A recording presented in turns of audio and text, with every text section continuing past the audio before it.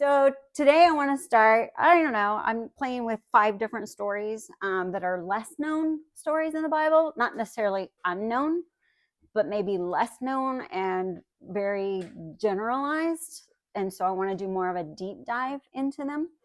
And maybe you've heard of these stories, maybe not, but hopefully you will learn something you didn't know. Or be reminded of something that's important that needs to be dialed back up, just like we did with prayer last week. So today we're landing in 2 Kings chapter 5 in the story of Naaman. And so let's dive in. We're going to start reading. We're going to go through it a little bit at a time. So 2 Kings chapter 5, we're going to start with verse 1. Yes, there's a lot to verse 1. I could do an entire message on verse 1, but here we go. Now Naaman was commander of the army of the king of Aram. I don't know how you say that. He was a great man in the sight of his master and highly regarded, because through him the Lord had given victory to Aram. He was a valiant soldier, but he had leprosy. Do you see that buildup? He was a rock star celebrity in his time. Like, everybody knew who he was. Everybody admired him. He was a courageous soldier, but he was a leper. And break that down a little bit. He was a skilled marksman, but he had an incurable disease. He was an executive leader of the Syrian army, but he was soon going to be cast out.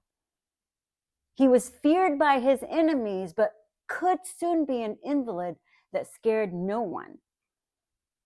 Big contrast here. So the but he was a leper says a lot. He was infamous, but not immune from disease. So, not to over spiritualize things right out of the chute, but we can't ignore the correlation of a physical disease to that of a spiritual one. Okay? No matter how gifted or talented we are, no matter how much we are valued and respected, no matter how much we serve, no matter what we do, hard work we do, no matter how much knowledge and purpose that we have, we are still vulnerable to the worst of all diseases, sin, right? So even as a follower of Jesus, we're not immune to sin and the devastating effects it has on our whole being. Leprosy isn't a death sentence overnight, right? In your mind it is, but it was a long process of destruction, taking anywhere from 9 to 30 years. In fact, it would always almost start as like a rash or an eczema, not even noticeable. And there were times that you would be quarantined for 21 days if you had a small round dot on you to see if it started to develop anything. And if it didn't, you'd be pulled back into society. So it was a process of even discovery, not just this whole death sentence, okay? Insight 1, our sin can be equally subtle, not seeming to impact negatively at first. Basis of 101 Christianity, basically, right? But what is assumed to be the smallest of sins, which we know in God's eyes, they're all equal, right? But we as humans, we categorize them. We can't help it, right?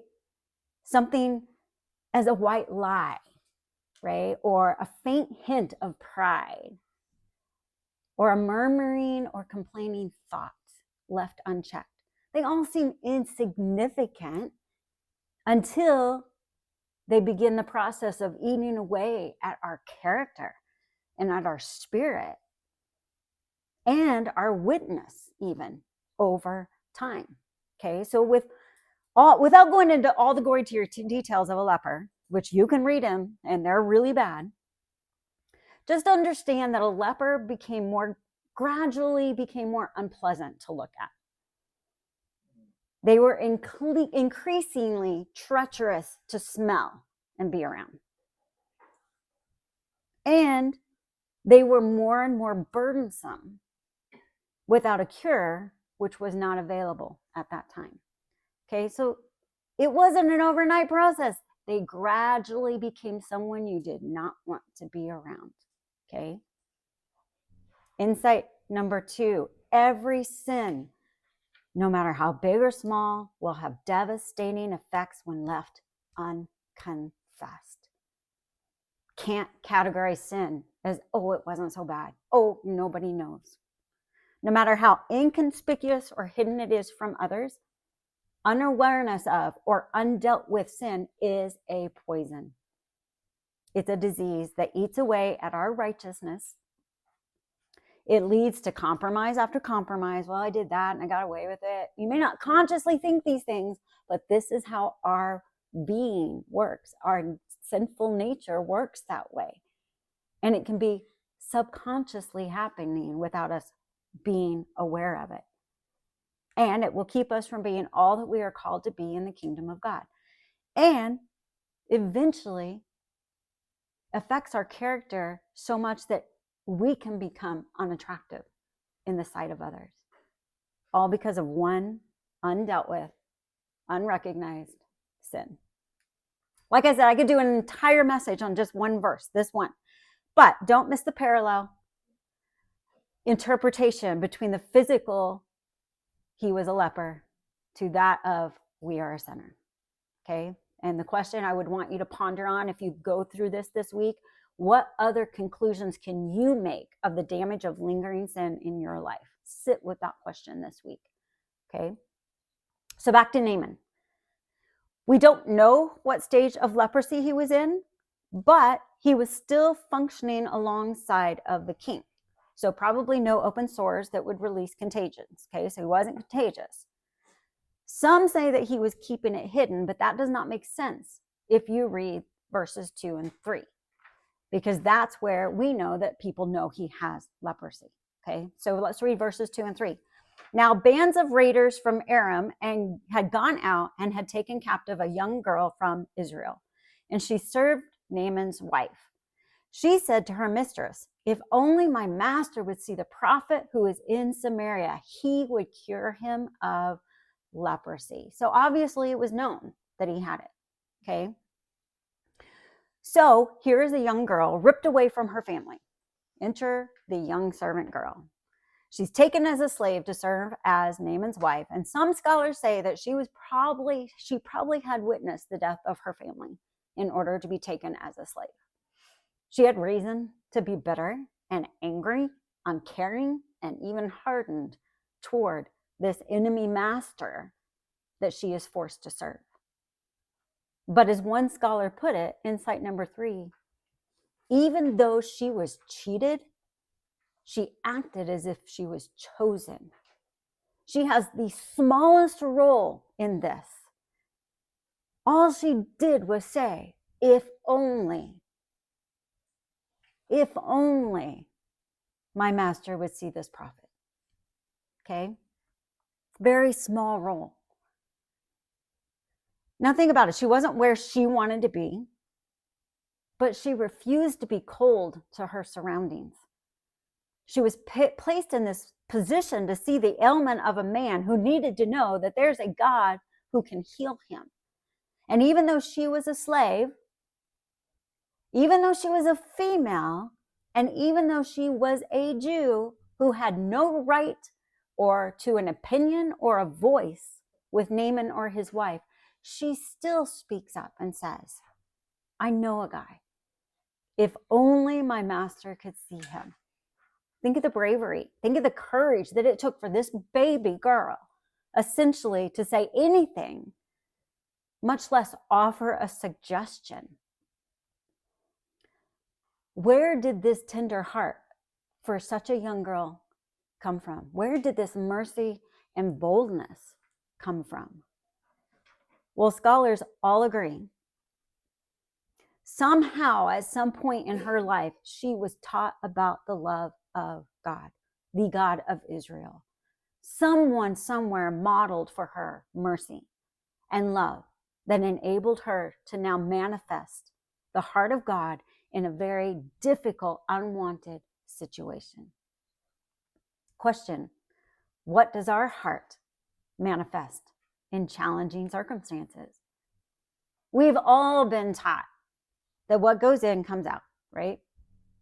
What are we filling our minds and our spirits with on a regular basis? That is what's going to be manifested when the heat gets turned up, right? One scholar said, had not this little maid been brought up in the knowledge of the true God, she would not have been the instrument of so great a salvation. Upbringing is important. The teaching is important. The knowledge, the exposure to all the things of God are important, because once we get squeezed, it's either that's going to come out, or it's our sinful nature that comes out. All she said, remember, if only you knew who I know. Insight 4, always be open in every circumstance to tell someone around you, I know a guy. I know a God. Once again, I could do an entire message on that whole interaction, and many have, but let's move on.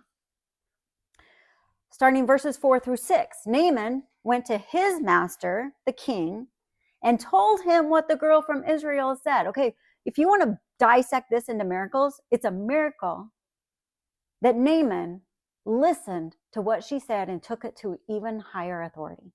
That is a miracle in of itself, okay? Keep going. By all means, go, the king of Aram replied. I will send a letter to the king of Israel. So Naaman left, taking with him 10 talents of silver, 6,000 shekels of gold, and 10 sets of clothing. The letter that he took to the king of Israel read, with this letter I am sending my servant Naaman to you, so that you may cure him of leprosy.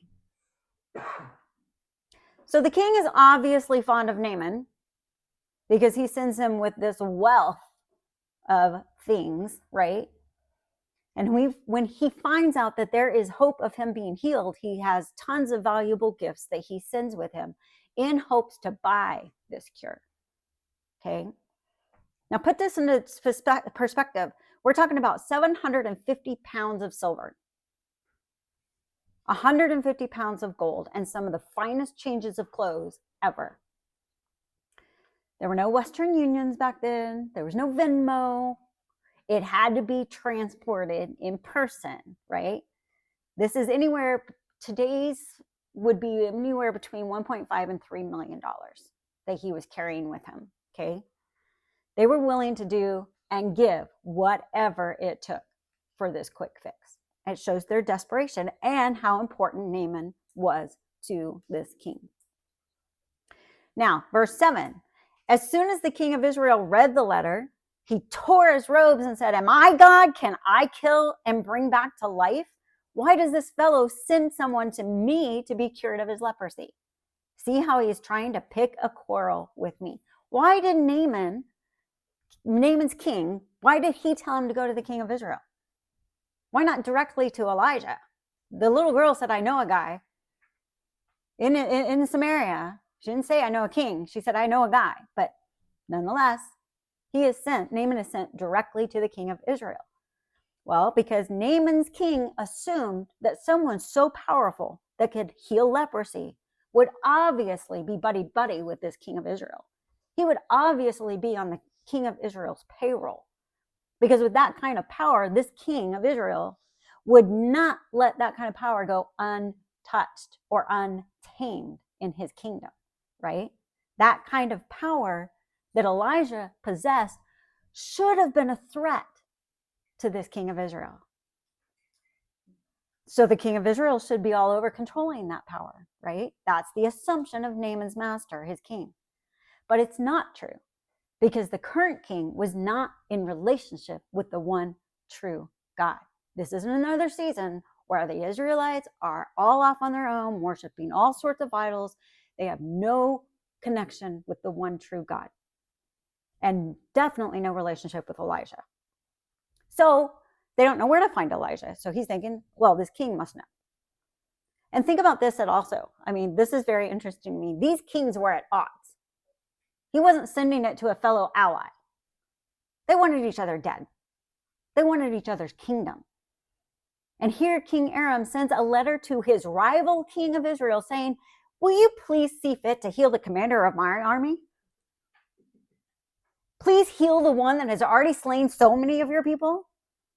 Please extend the life of the warrior that keeps me elevated as king and threatens your position at all times. Does that make sense? No. And that is why King Aram sent so much monetary offering, because even an enemy could be bought if the price was right. That was his whole goal, was buying off his enemy. But when the king of Israel reads the letter, he's ripping off his clothes saying, am I God? How am I going to do this?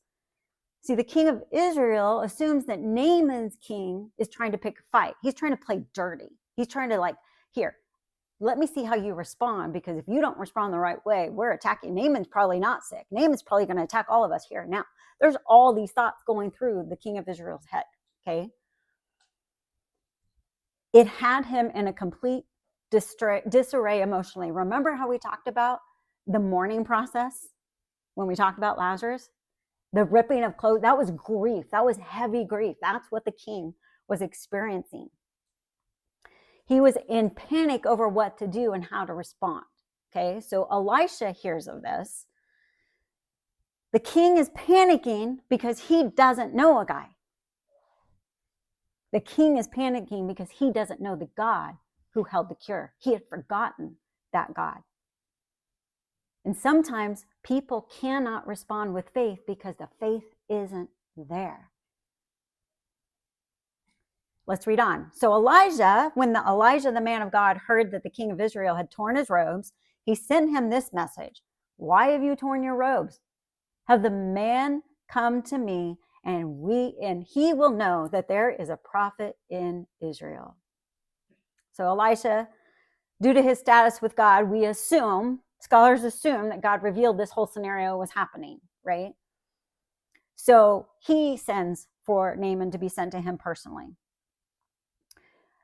Elijah hears the king's freaking out, and he sends a message basically saying, chill out, dude, but don't miss that there is a reprimand in what Elijah says.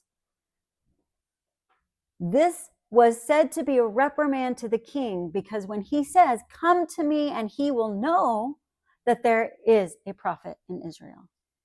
That's a reprimand of you have forgotten. In other words, you, Mr. King, have forgotten that there is still a man of God in this land. God still has a voice and is ruling in this space. But you, O king, find this to be a crisis because you have no relationship with God. Because if you did, you wouldn't be so afraid at this moment. That's my paraphrase. This was a subtle way of reminding this pagan king of how far he had strayed from the one true God. Insight 5, fear kept this king from being a part of what God wanted to do. Fear restrained him.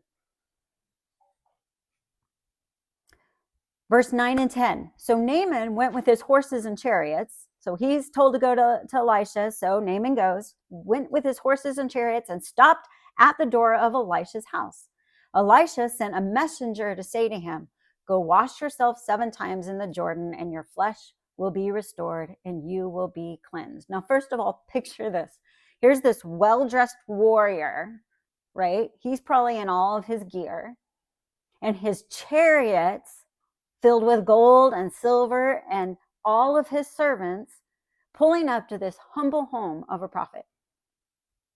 This man of honor expected that his wealth and status was going to buy a cure. He expected to be greeted as the prominent figure that he was at that time. But Elisha simply sent a messenger, a servant, to greet Naaman and tell him what to do. How do you think that went over? Naaman got no admiration. He got no sympathy for his condition. That was insulting and rude for this culture and for this man who had just traveled over 100 miles to find this prophet. So imagine the look on Naaman's face when a servant comes out with a voice declaring, you go do this. He's not used to being told what to do, right? Jaw dropped to the floor. He's probably waiting and watching for that holy healer to walk out, but nope, he simply got a message in place of some spectacular display of healing. Why would a man of God be so rude? Seemingly rude? Well, it wasn't because he had fear of catching leprosy, which others have speculated. It was because God intended to heal Naaman of more destructive disease than leprosy. One of his heart and mind, his pride. Elijah allowed this haughtiness to be exposed and bring this human off his high horse. Insight 6, pride is the subtlest of sins because too often we find ourselves proud of our humility. That is taken from a quote from Benjamin Franklin that I have quoted before here. That's how sinful human nature works. We could be so humble that we're so proud that we weren't prideful in that moment, right? So here's a question. If that is so important for Elijah and God to take him off his high horse, my question is, are we self-reflective consistently enough to know when our expectations come from a place of entitlement? How often do we miss that in our own sinful nature? And if we go back to the beginning, that subtlest of sin, if that's one of them, we got to keep that in check, right?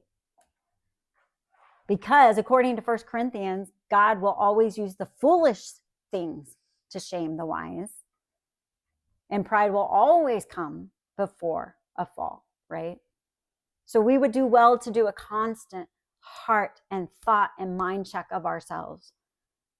When irritation or anger begins to rise, our first question should be why? What are we feeling entitled to? When we feel that puffiness of, oh, wow, I did that.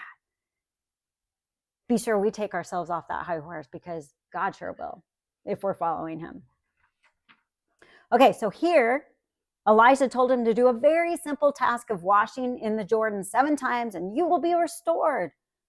But because of pride, Naaman is so outraged, he didn't stop and ask himself, why am I getting angry? He just blew up. And here's what he says.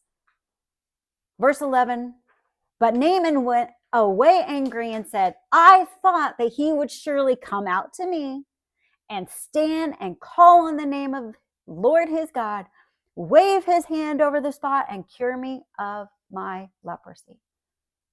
And then he says, are not Abana and Pharpar, the rivers of Damascus, better than all the waters of Israel? Couldn't I wash in them and be cleansed? So he turned and went off in a rage. Okay, so the Jordan River, we hear so much about it, but it's a very humbling endeavor for Naaman. It was more of a muddy stream than it was a raging river, okay? One scholar said this. He said, if you pass over the Jordan River on a tour, don't blink because you probably will miss it. This is a far cry from how Naaman anticipated this going.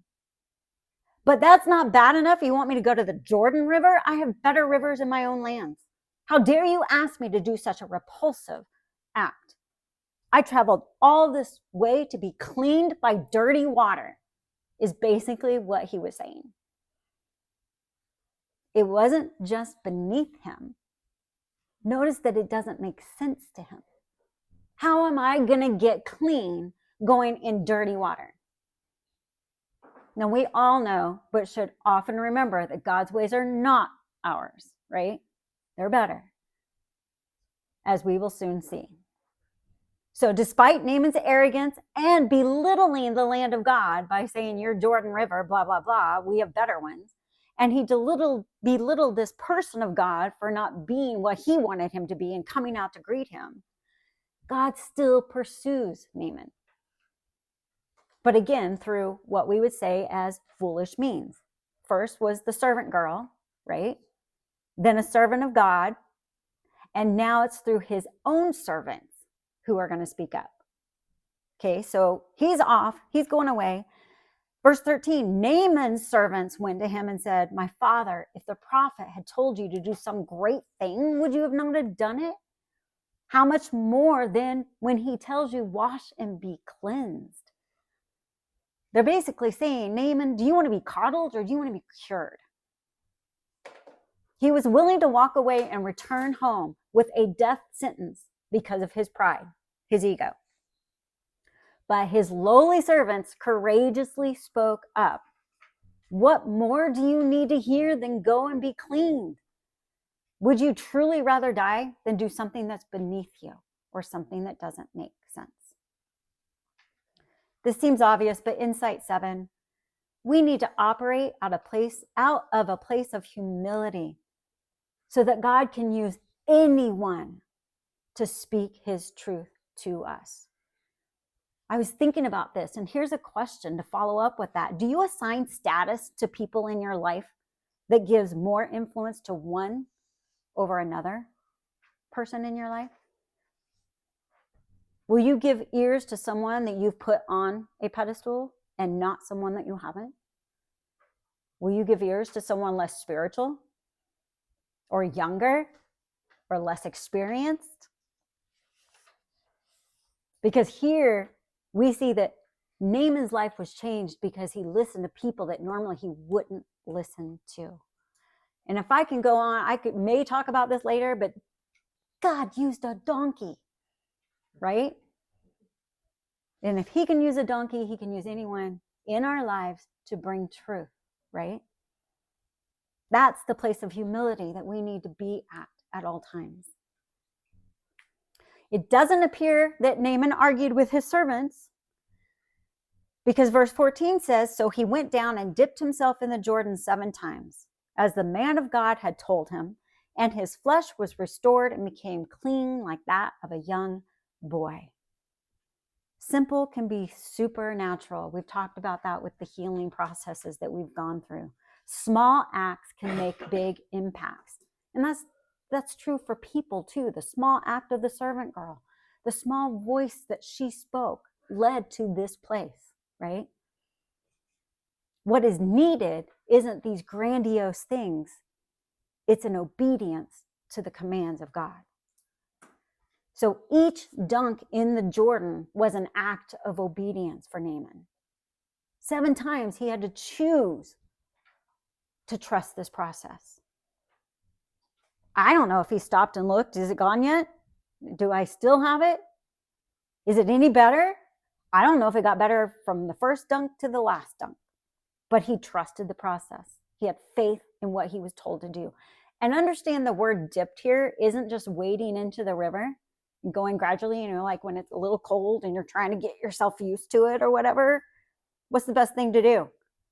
Plunge, dive in. That's actually the Hebrew word for dip here. It means to plunge. It's a diving in, a whole body experience, all in, all at once, okay? So it wasn't just the obedience of Naaman giving an ear to his servants that he encountered this miracle, but the obedience of his servants willing to risk their job, their life, in order to impact the life of their master. So Naaman's being obedient, but so were his servants. At the risk of not having a job anymore, at the risk of being left in the land of Israel, because Naaman could fire him in a heartbeat for speaking up without asking to be spoken to, okay?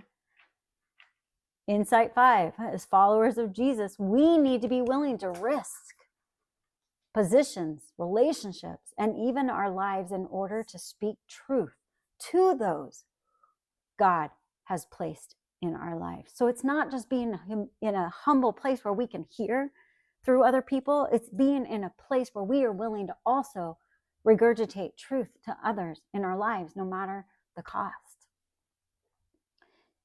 In our life today, we should be aware of the insecurities and questions and character issues of others that are keeping them from encountering the hand of God. Isn't that why they spoke up for their master? They were aware that he was being a prideful, egotistical narcissist. And they spoke truth against that, right? We should have a godly truth that gives others insight into God's characters on their behalf. And dare I say, there's no better way to have that knowledge than intercessory prayer over others, right?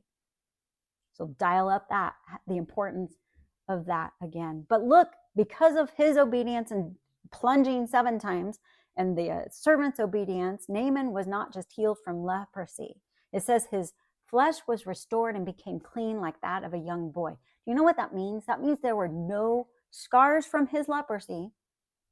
There were no blemishes or imperfections. There were no longer battle wounds from all the years he spent as a warrior on the battlefield. He was restored before all of that. He was fully renewed. And I'm going to tell you why that's an important part in a minute. But insight 9, Naaman is a perfect example of what being washed in the blood of Jesus does for our hearts, minds, and souls. But remember, as for Naaman, it was a process. It's a process for us as well. For us, it's a lifetime process here on earth, right? So don't despise the process. Don't grow complacent in it. Verse 15, then Naaman and all his attendants went back to the man of God. He stood before him and said, now I know the guy, right? Now I know there is no God in all the world except in Israel. So right here, Naaman is excited about this encounter with the one true God. And why? Because Elijah got out of the way and let Naaman encounter him himself. And it was that evident that it was God, not Elisha, that healed him. He needed that, right? So he says, please accept a gift from your servant. Verse 16, the prophet answered, as surely as the Lord lives, whom I serve, I will not accept a thing. And even though Naaman urged him, he refused. So Elisha says, I'm not taking anything from you because I didn't do anything for you. It's another reminder. No, I didn't do this. Remember, you have said yourself, there's no other God but the God of Israel. Okay, verses 17 through 19. If you will not, said Naaman, please let me, your servant, be given as much earth as a pair of mules can carry. For your servant will never again make burnt offerings and sacrifices to any other God but the Lord. But may the Lord forgive your servant for this one thing. When my master enters the temple of Rimmon to bow down, and he is leaning on my arm, and I have to bow there also. When I bow down in the temple of Rimmon, may the Lord forgive your servant for this. Elisha says, go in peace. Okay, so in a nutshell, what's happening here is Naaman is asking for dirt that the prophet is standing on, okay? Because this land that God resides in, he wants to take some of that back with him, okay? So this is a belief of henotheism, which was very prevalent at this time. And it means that people believed that gods were local in spaces. So there was a God of the mountains that stayed in the mountains. There was a God of the valley that stayed in the valley. There was a God of Israel that Naaman just encountered, but that God must stay in the dirt based on what he has understood a God to be. So he says, let me take this God with me in a couple of wheelbarrows that my mules can pull along beside me, okay? And what he's saying is, I'm going to pour it in the temple where my master is going to make me go, where my boss is going to make me go and force me by helping him to bow down before this other God, Baal. And he's asking forgiveness for that. What do I do with that now? Don't miss the major transformation that's happening in Naaman right here and right now. Quite possibly more of a miracle than no longer being a leper. He is saying, I am no longer an unbeliever, but just like he didn't dip in the Jordan, he plunged. He is now diving fully into the God of Israel. In this short phrase, he is denouncing Baal and all the other little gods of the land.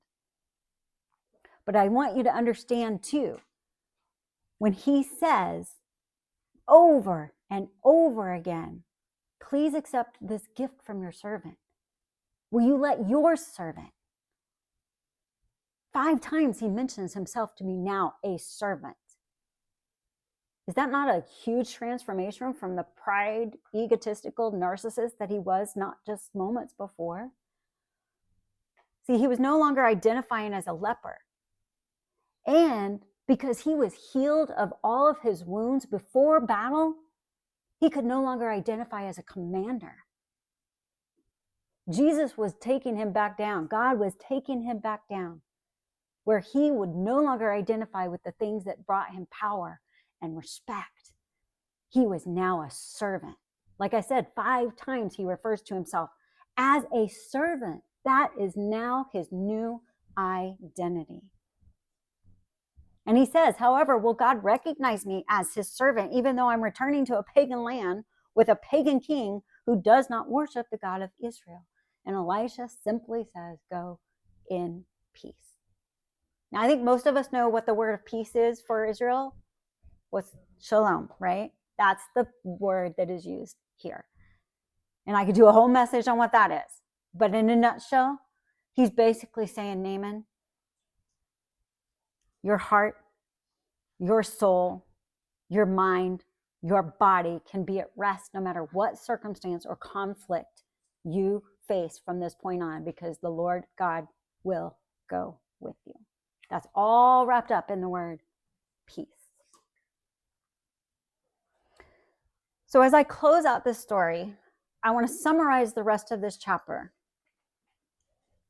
as it will offer one other important lesson. I don't think I included this on your scripture, so just listen to me summarize this.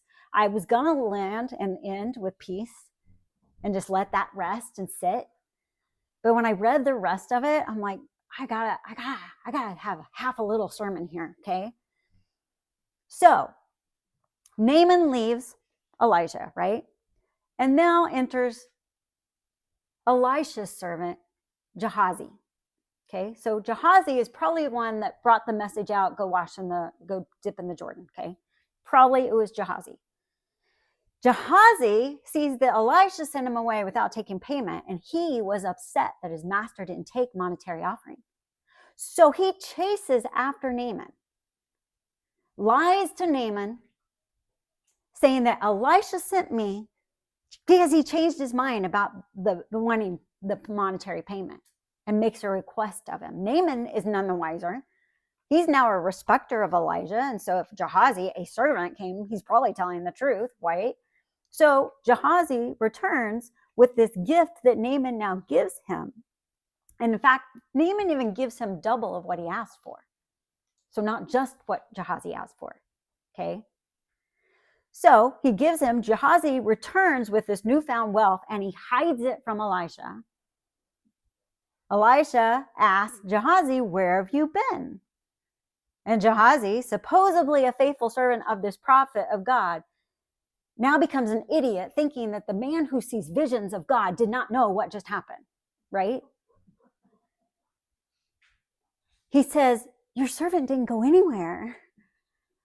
Elijah then says, according to my version, I saw you, I know exactly what Naaman gave you, and I know exactly where you put it, you dirty, filthy animal. Again, my version, not biblical, but basically what he's saying. So, as a result of this, Elisha, by the power of God, cursed his servant Gehazi and all of his descendants with the very leprosy that left Naaman. I know, right? I know. How can you not say, In other words, God is saying, do not take advantage of the humble servants of God. Because Gehazi was taking advantage of his master, and now was taking advantage of a new proclaimed servant of God. And he got his. Okay, all that to say, why did I want to include that? And again, that could be its own message, because I don't want to miss the idea of what I'm about to tell you. Think about all the servants in this passage. This passage is full of servants, right? There was a young servant girl who served a pagan king.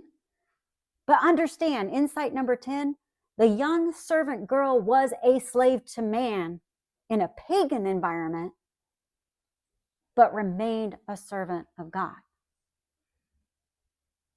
And she began a process of progression that was needed to heal a man and restore not only his body, but his soul. Look at her insight. Look at what she did, even in her pagan environment, okay? We have a new servant, Naaman, who followed the process of obedience until completion, like we talked about. He heard he could be healed. He responds to that in faith and acts like he believes it by traveling to Israel. He then humbles himself and encounters a God who keeps his promise. And remember, he was from a pagan, Baal worshiping environment. God got to him. Okay. We have another set of servants, those slaves of Naaman, also surrounded by pagan beliefs and false gods, who not only participate in encouraging obedience, but they're witness to the overwhelming power of God when he walks out of that Jordan River the 7th time and then goes and proclaims his newfound faith to Elijah. Now contrast all of these servants that God used in this story. This story, by the way, is referred to by Jesus himself in Luke 4:27. But contrast all of these servants that God used with the servant named Gehazi. The servant Gehazi who resided in a godly, fearing, holy environment under Elijah. He was a servant under the care and teaching and training of one of the most well-known prophets to date. So let me close with this thought. Sometimes the most important thing isn't the environment. Being used by God requires a posture of the heart that refuses to grow complacent and hardened, no matter the environment that surrounds you. Naaman was changed by Elijah. Gehazi was not. Growth is a choice that we make. And if you go back to the very first thing I said, this is how I will close it. If you read through the end of 1 Kings, you will learn that this servant of Elijah, Gehazi, failed to be able to bring back a young boy to life that Elijah had instructed him to go do. Elijah had to go in and actually do the actual miracle. So it's assumed by scholars that his heart began to grow jealous, arrogant, pride, subtly. He's not going to expose those things overnight, right? There was a seed of sin that was planted in his heart when he couldn't do what Elijah asked him to do. And over time, to this point, it grew to the point where his character became so obviously disrupted, disastrous, that he got the disease that Naaman was healed of. Full circle. That's why I added this part in. It's a full circle. It goes back to even a man of God, servant of God, servant to a prophet of God, was not immune to the destruction of sin, which is why growth has to always be our choice, no matter what our environment.